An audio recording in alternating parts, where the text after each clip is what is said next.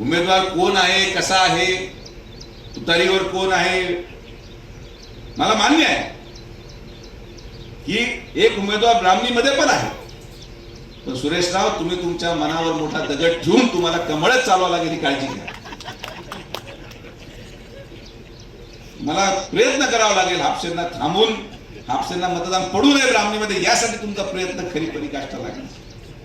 तुम्ही भेटत का पाटील साहेब उमेदवाराला? त्या ब्राह्मणीच्या उमेदवाराला भेटले? माझ्यासाठी फक्त एक अर्धा तास द्या, त्याला भेटा.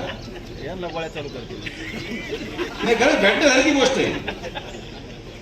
तासभर मी भेटलो, मला रात्री झोपच आली नाही. तेवढी माझी विनंती आहे माझ्यासाठी. तर सुरेशराव, तुमच्या जबाबदारी मोठी आहे नाना.